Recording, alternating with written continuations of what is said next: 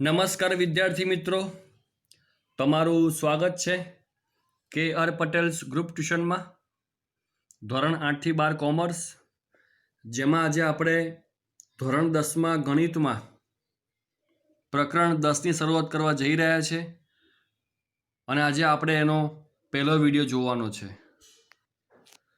નામ છે પ્રકરણનું વર્તુળ. અને આ પ્રકરણમાં જે દાખલા, જે માહિતી આવવાની છે એના વિશે આપણી પાસે પાયાની સમજૂતી હોવી જરૂરી છે. તો જે આપણે ધોરણ 6 થી 9 સુધી જે અભ્યાસ કર્યો છે વર્તુળ વિશે, જેમાં વર્તુળ, ત્રિજ્યા, જીવા, વ્યાસ, ચાપ, એ દરેકની વાત આજે આપણે ફરી એકવાર કરી લઈએ કે તમને એ પાયો મજબૂત થઈ જાય.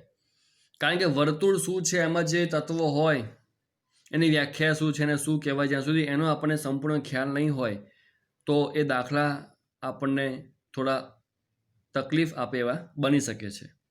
તો પહેલાં જોઈએ આપણે વર્તુળનો પાયાનો ખ્યાલ કે વર્તુળ એટલે શું, એની વ્યાખ્યા શું છે.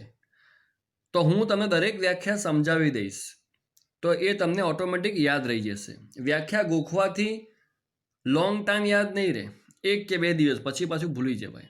પણ વ્યાખ્યા સમજ્યા હોઈએ ને તો પરીક્ષા ખંડમાં બેઠા બેઠા વ્યાખ્યા જાતે બનાવી શકીએ. તો લોંગ ટાઈમ મેમરી રહે હંમેશા જે સમજ્યા હોય એની. તો વાત કરીએ વર્તુળની. તો જો આ વર્તુળ છે,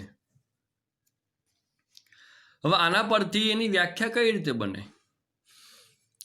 તો જો આ જે પત્તું છે એને કહેવાય સમતલ, બરાબર? એ સપાટી છે, સમતલ કહેવાય.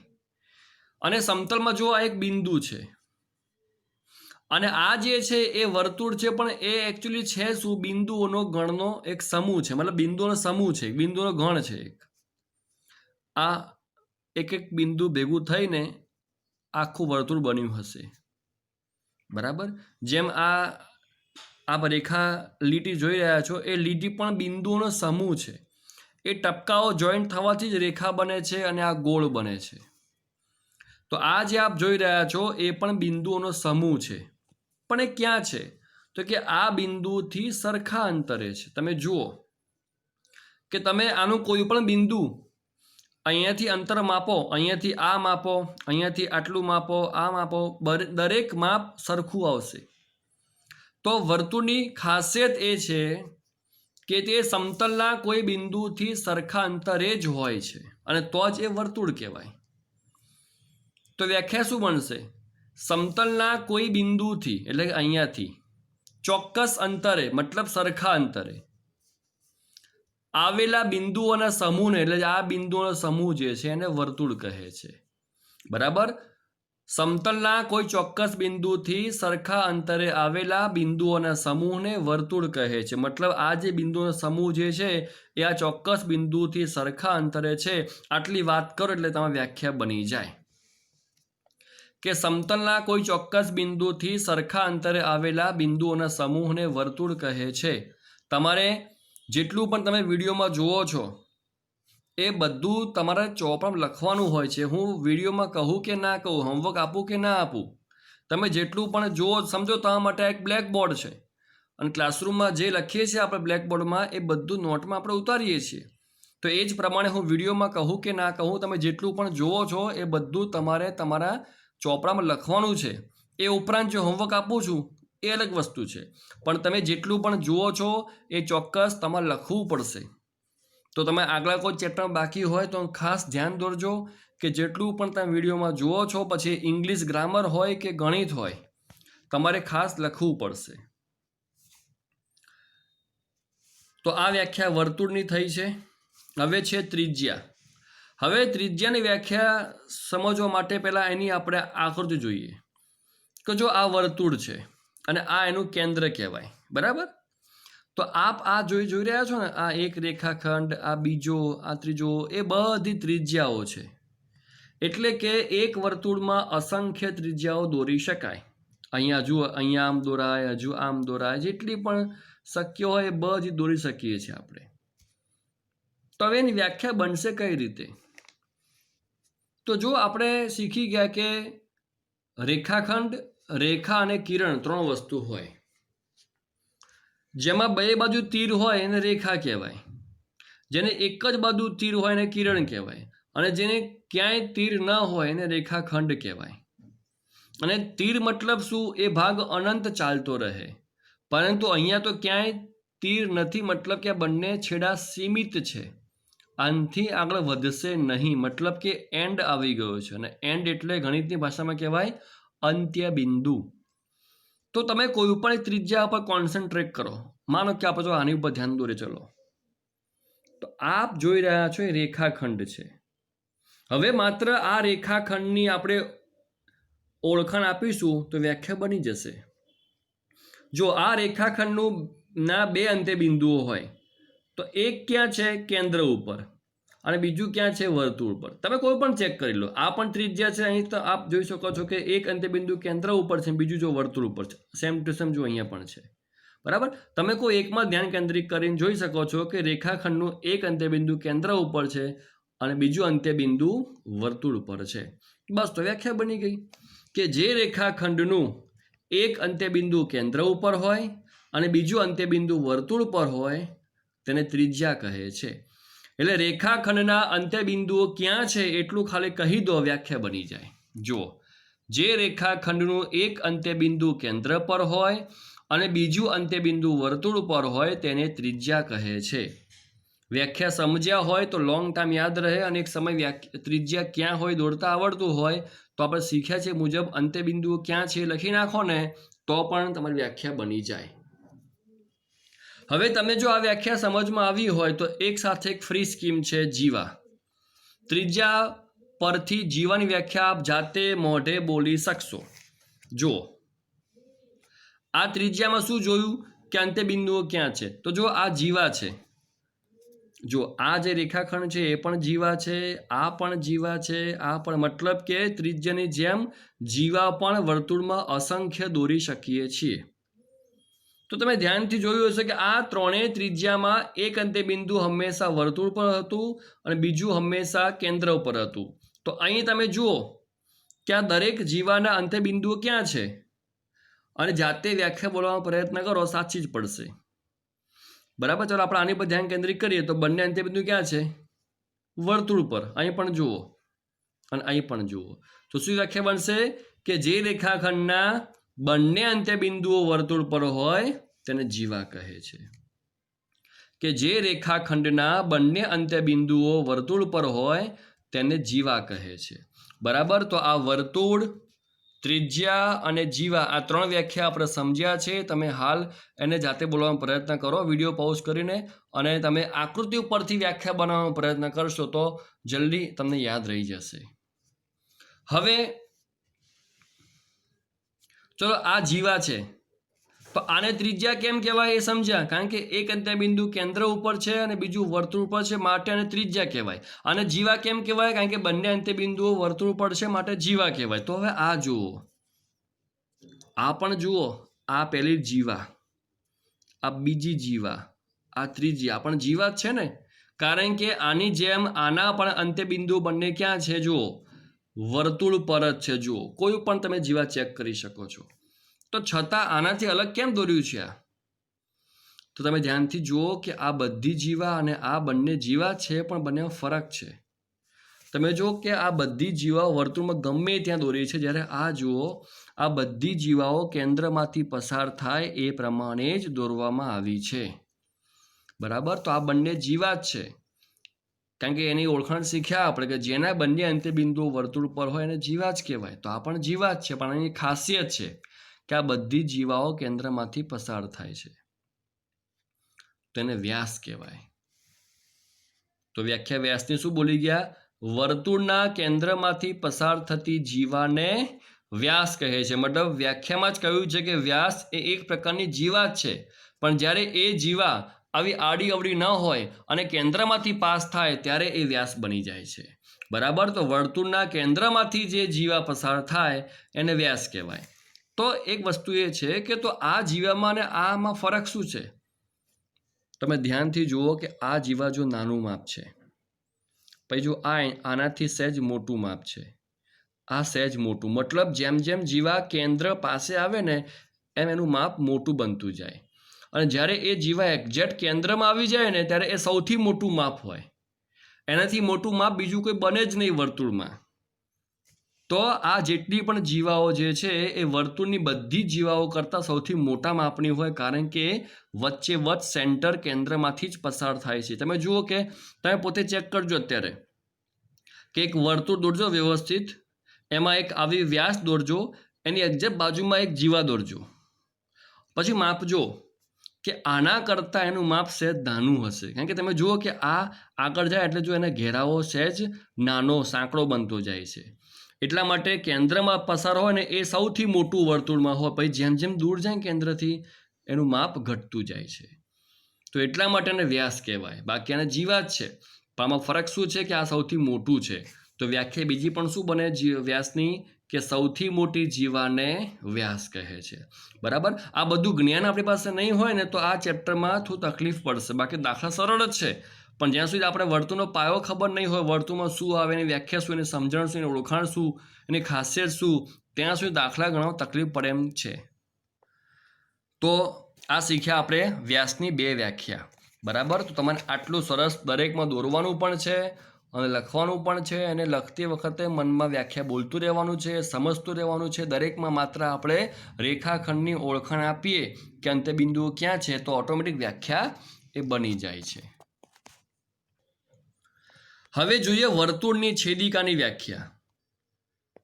આપણે ધોરણ 9માં જોયું હતું કે બે સમાંતર રેખાઓની છેદિકા, તો એને છેદિકા કેમ કહેવાય? પછી એ રેખાઓની છેદિકા હોય કે વર્તુળની હોય, કોઈ પણને છેદિકા ક્યારે કહેવાય? જ્યારે તે બે બિંદુમાં છેદે તો છેદિકા કહેવાય. તો જો કોઈ રેખા વર્તુળને બે ભિન્ન બિંદુઓમાં છેદે તો તે રેખાને, જે છેદે છે વર્તુળને, તે રેખાને વર્તુળની છેદિકા કહે છે. જો મેં લીટી પણ કહી છે અહીંયા કે બે ભિન્ન બિંદુઓ. બરાબર. તો આ વ્યાખ્યા તમને હજુ સરસ સમજાવું છું. પહેલાં બીજી વ્યાખ્યા સાથે જોઈ લઈએ આપણે કે વર્તુળનો સ્પર્શક, જે માત્ર વર્તુળને સ્પર્શ કરે છે, અને સ્પર્શ હંમેશા એક જ ટપકામાં એક જ બિંદુમાં હોય. તો જુઓ, કોઈ રેખા વર્તુળને ફક્ત એક જ બિંદુમાં છેદે તો તે રેખા વર્તુળનો સ્પર્શક કહે છે. તમે જુઓ કે આ બંનેમાં વાત રેખાની જ છે, પણ જ્યારે એ રેખા વર્તુળના બે બિંદુને અડે તો છેદિકા કહેવાય, અને માત્ર એકને જ અડે તો સ્પર્શક કહેવાય. હવે તમે પોતે કલ્પના કરો કે કોઈ વર્તુળને કોઈ રેખા બે બિંદુમાં કેવી રીતે અડે અને એક બિંદુમાં કેવી રીતે અડે. તમે વિડીયો પોઝ કરીને જાતે કલ્પના કરી જુઓ. એની જે હોય આકૃતિ એ જ રફ કામમાં પેનથી જ દોરી જુઓ, વગર પરિકર વડે જાતે દોરી જુઓ કે કોઈ વર્તુળ હોય એને કોઈ રેખા બે બિંદુમાં કઈ રીતે અડે અને એક બિંદુમાં કઈ રીતે અડે. જો બે બિંદુમાં અડે તો એ કહેવાય છેદિકા, અને એકમાં અડે તો સ્પર્શક કહેવાય. તો જુઓ આ આકૃતિ, જુઓ આ વર્તુળ છે, અને તમે જુઓ કે આ રેખા જુઓ કે વર્તુળને બે બિંદુમાં અડી. જુઓ. બરાબર. તો આ આકૃતિ છે વર્તુળની છેદિકાની, કે જેમાં રેખા વર્તુળને બે બિંદુમાં, બે ભિન્ન બિંદુમાં, ભિન્ન એટલે અલગ અલગ, જુદા જુદા બે ભિન્ન બિંદુમાં છેદે છે. હવે આ જુઓ તમે કે આ રેખા આ વર્તુળને જુઓ માત્ર એક જ બિંદુમાં સ્પર્શ કરીને નીકળી જાય છે, તો એને સ્પર્શક કહેવાય. બરાબર. આ ચેપ્ટરમાં આપણે સ્પર્શકના દાખલા પણ ઘણા બધા જોવાના છે, તો એના માટે સ્પર્શક શું છે એ ખ્યાલ હોવો જરૂરી છે. તો જો કે આ બિંદુ છે, તો આ બિંદુમાંથી વર્તુળને એક સ્પર્શક દોરી શકીએ છીએ. તો આ છેદિકા અને આ સ્પર્શક. પણ કોઈ પણ રેખા અને વર્તુળ માટે ત્રણ શક્યતાઓ હોય. કાં તો બે બિંદુમાં છેદે, કાં તો એકમાં છેદે, અને કાં તો ના છેદે, અડે જ નહીં, અને બાયપાસ નીકળી જાય. બરાબર. તો કોઈ પણ વર્તુળ ને રેખાના ત્રણ શક્યતાઓ હોઈ શકે છે આ રીતે. તો વર્તુળની છેદિકા, વર્તુળનો સ્પર્શક, આને કશું ના કહેવાય. તો તમારે આ રીતે બે વ્યાખ્યા પણ લખવાની છે, અને સાથે સાથે તમારે આ ત્રણ આકૃતિ પણ દોરવાની છે. તો આ વાત થઈ વર્તુળના પાયાની, જે આ ચેપ્ટરમાં ખૂબ જરૂરી હતા. હવે વાત કરીએ છીએ પ્રમેયની, કે જે આપણો નિયમ છે, જેના આધારે દાખલો ગણવાનો છે આપણે. તો આમાં ખાસ ધ્યાન રાખજો, પ્રમેય 10.1 શું કહેજો? વર્તુળના કોઈ બિંદુએ દોરેલ સ્પર્શક. તમે જુઓ આ વર્તુળ છે, અને જુઓ આ શું છે? સ્પર્શક છે. આને સ્પર્શક કેમ કહેવાય? કારણ કે કોઈ પણ એક જ બિંદુએ છેદે છે. તો એક બિંદુ ક્યાં હોય? અહીંયા પણ હોય, નીચે પણ હોય, અહીંથી બાયપાસ રેખા જાય, અહીં અડીને જાય મતલબ સ્પર્શક થઈને જાય, તો અહીંયા પણ હોય, અહીંયા પણ હોય. મતલબ કે વર્તુળને ઘણા બધા સ્પર્શકો હોઈ શકે છે, બરાબર? અહીંયા હોય, અહીંયા હોય, અહીંયા હોય, એ રીતે. તો વાત એ છે કે એ સ્પર્શ બિંદુમાંથી, મતલબ રેખા વર્તુળને જ્યાં સ્પર્શે છે ને સ્પર્શ બિંદુ કહેવાય, એ સ્પર્શ બિંદુમાંથી પસાર થતી ત્રિજ્યાને, તમે જો આ છે ત્રિજ્યા, આપણે શીખ્યા ને હાલ કે કોને ત્રિજ્યા કહેવાય? કે એક બિંદુ કેન્દ્ર પર હોય અને બીજું વર્તુળ પર હોય, એ ત્રિજ્યાને લંબ હોય છે. મતલબ કે આ સ્પર્શ બિંદુ અને આ ત્રિજ્યા જે ભેગો થાય ત્યાં હંમેશા 90નો ખૂણો બને છે, કાટખૂણો બને છે. આ સંબંધ તમે ખાસ ધ્યાનમાં રાખજો કે સ્પર્શ બિંદુએ દોરેલ ત્રિજ્યા લંબ હોય છે. આનો અર્થ એક જ થાય છે કે જ્યાં સ્પર્શ બિંદુ હોય ને, હા તમે ત્રિજ્યા અહીં દોરો તો 90 ખૂણો નહીં બનાવે, પણ જ્યાં સ્પર્શક હોય છે, સ્પર્શ બિંદુ હોય છે, ત્યાં તમે ત્રિજ્યા દોરો તો એ હંમેશા 90નો ખૂણો બનાવશે, એવું આ પ્રમેય આપણને કહે છે. તો તમે હાલ આ પણ લખી લેજો, કારણ કે હાલ એટલા માટે તમે આ બધું લખશો ને પછી તો ચાલશે, પણ તમે હાલ રફકામમાં ખાસ લખી રાખો, કારણ કે જે દાખલા જે શીખવાના છે આપણે એના આધારે શીખવાના છે, એટલા માટે. હવે જોઈએ આપણે પાયથાગોરસનો નિયમ. મેં આપને ધોરણ 9માં પણ કહ્યું હતું કે પાયથાગોરસનો નિયમ ધોરણ 10માં ડગલે પગલે તમારે કામમાં આવવાનો છે. તો આજે હું તમને નિયમ ફરી શીખવાડું છું. આમ તો આખો પ્રમેય છે આનો, પણ એ પછી વાતચીત કરીશું આપણે. પહેલાં વાત કરીએ આપણે સૂત્રની. તો હંમેશા આ નિયમ વપરાય છે કાટકોણ ત્રિકોણમાં, અને અહીંયા કાટકોણ ત્રિકોણ છે ABC, જેમાં B કાટખૂણો છે અને AC કર્ણ છે. યાદ રાખજો, કાટખૂણાની સામેની બાજુને કર્ણ કહે છે, કર્ણની સામેના ખૂણાને કાટખૂણો કહે છે. ખાસ લખી રાખજો. તો ત્રિકોણ ABC, સૂત્ર શું બનશે આપણું? સમજો ત્રિકોણમાં 3 બાજુ હોય, AB, BC અને AC. એમાં કર્ણ જે હોય AC એ હંમેશા એકલો મૂકવાનો હોય, અને જે બાકીની 2 બાજુઓ છે એ સાથે મૂકવાની હોય. અથવા એવું પણ કહી શકાય કે જે 2 બાજુઓ આ કાટખૂણો બનાવે છે, તમે જો આ કાટખૂણો B કોણ બનાવે છે? તો કે AB અને BC આ રીતે જોઈન્ટ થયા ત્યારે આ ખૂણો બન્યો. તો કાટખૂણો બનાવતી 2 બાજુઓ સાથે મૂકવાની હોય, AB અને BC, અને એનો હંમેશા સરવાળો થાય અને માથે વર્ગ આવશે. આનો નિયમ એવો છે કે કાટખૂણો બનાવતી 2 બાજુના માપના વર્ગનો સરવાળો કર્ણના વર્ગ બરાબર થાય છે. આ આખો નિયમ છે, પાયથાગોરસનો પ્રમેય છે, જે આપણે સાબિત પણ કરીશું અને શીખીશું પણ ખરા. પણ હાલ ખાલી આપણે સૂત્ર શીખીએ છીએ જે આપણે આ ચેપ્ટરમાં ઉપયોગમાં લેવાનું છે. તો યાદ શું રાખશો તમે હંમેશા કે ત્રાંસુ જે હોય કર્ણ એ એકલો આવે, અને જે 2 બાજુ બાકીની છે એ સાથે આવશે, દરેકને માથે વર્ગ આવશે અને અહીંયા આવશે સરવાળો. હવે એક લઈએ દાખલો આપણે. દાખલો ખૂબ જ IMP છે. બિંદુ Q માંથી દોરેલા વર્તુળના સ્પર્શકની લંબાઈ 12 સેમી છે. સમજો કે અહીંયા બિંદુ Q હોય અને એમાંથી આપણે આ વર્તુળને સ્પર્શક દોરીએ, તો આ જે સ્પર્શક બન્યો આટલો, આગળ નહીં જોવાનું, પછી આટલું જ જોવાનું આપણે, તો એની લંબાઈ 12 સેમી છે, એવું આ વાક્ય આપણને કહેવા માંગે છે. ભૂમિતિમાં દરેક વાક્યનો અર્થ સમજવો ખૂબ જરૂરી છે કે બિંદુ Q માંથી દોરેલા વર્તુળના સ્પર્શકની લંબાઈ 12 સેમી છે, અને વર્તુળના કેન્દ્રથી તેનું અંતર 13 સેમી છે. એ કયું વળી? તો જો આ વર્તુળનું કેન્દ્ર અને બિંદુ Q ક્યાં ધાર્યું તો આપણે? અહીંયા. તો આ જે માપ છે આટલું એ જોઈન કરીશું, એ 13 સેમી છે. તો હવે આપણે આખી રકમ પરથી દોરી આકૃતિ. તમે જુઓ આ છે ને આકૃતિ. ફરી સમજો કે આ વર્તુળ છે, બરાબર, અને બહારનું બિંદુ Q છે. તો બિંદુ Q માંથી દોરેલા વર્તુળનો સ્પર્શક, એટલે અહીંયાથી આપણે આ દોર્યો સ્પર્શક, આગળ જવાની જરૂર નથી. જેવું સ્પર્શ બિંદુ મળી ગયું અટકી જવાનું. તો બિંદુ ખાસ સમજો, બિંદુ Q માંથી દોરેલા વર્તુળનો સ્પર્શક લંબાઈ 12 સેમી છે, મતલબ આટલું માપ 12 છે. આગળ, અને વર્તુળના કેન્દ્રથી, એટલે આ કેન્દ્ર છે, તેનું અંતર, આ તેનું મતલબ કોનું? બિંદુ ક્યુનું. કેન્દ્રથી ક્યુનું અંતર 13 સેમી છે, એટલે આ કેન્દ્રથી ક્યુનું અંતર તમે આ જુઓ કે 13 સેમી છે. તો ત્રિજ્યાનું માપ શોધો, એટલે આ જે છે ને ત્રિજ્યા કહેવાય, એટલે AB નું માપ શોધો.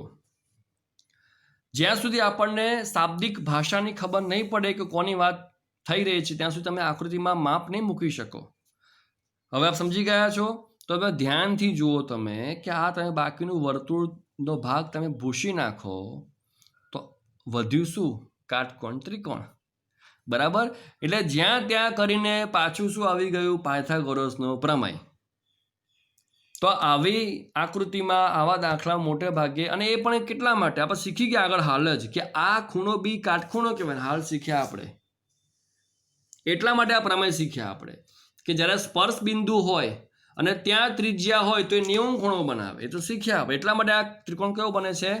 કાટકોણ. અને શીખ્યા ત્રિકોણ કાટકોણ હોય તો જ લાગુ પડે પાયથાગોરસનો નિયમ. તો લખવાનું શું હવે? તો પહેલી વસ્તુ, કાટકોણ ત્રિકોણ ABQ માટે જુઓ, ABQ. હા, બિંદુ Q રકમમાં છે, બાકીના નામ તમે ઈચ્છા અનુસાર આપી શકો છો. તમારે જે આપવો હોય આપવાની છૂટ છે, પણ લખાણ પછી એ રીતનું આવવું જોઈએ. કાટકોણ ત્રિકોણ ABQ માટે પાયથાગોરસના નિયમ મુજબ, હવે જેમ આપણે આના ઉપરથી આ સૂત્ર બનાવ્યું હતું એમ તમે હાલ વિડીયો પોઝ કરીને આના ઉપરથી સૂત્ર બનાવવાનો પ્રયત્ન કરો. જેટલું તમે લાઈવ વિડીયોમાં પ્રયત્ન કરશો એટલું તમને વધુ ખ્યાલ આવશે કે તમને આવડ્યું કે નહીં.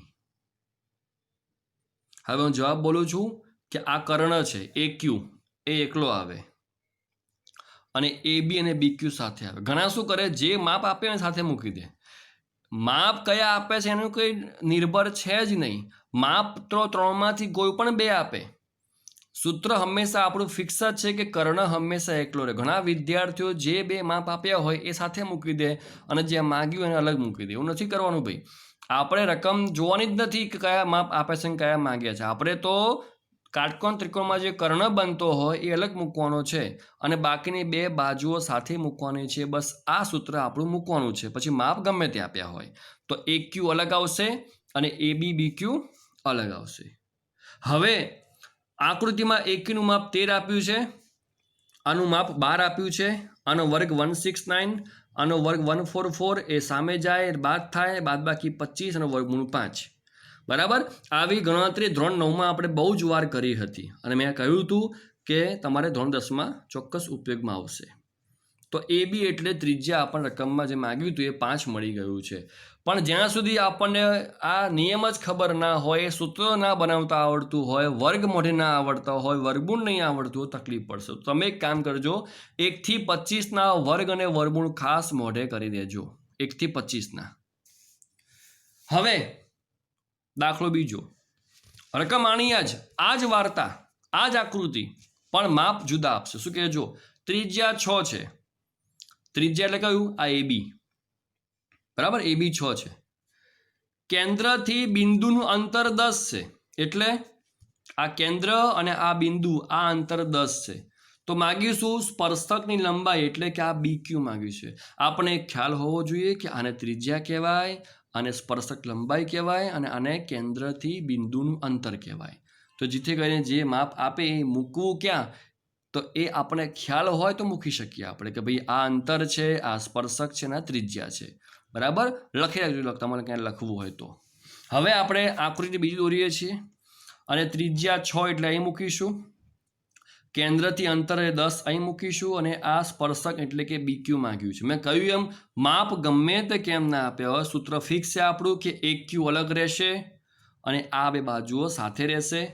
હવે આ માપ 10 આપ્યું છે, આ માપ 6 આપ્યું છે, આનો વર્ગ 100, આનો 36, આ BQ, આ 36 સામે જાય બાદ થાય, બાદ બાકી 64 અને વર્ગમૂળ થાય 8. બરાબર. તો BQ એનું માપ તમારે છે 8. હજુ આપણે લઈએ શક્યતા ત્રીજી.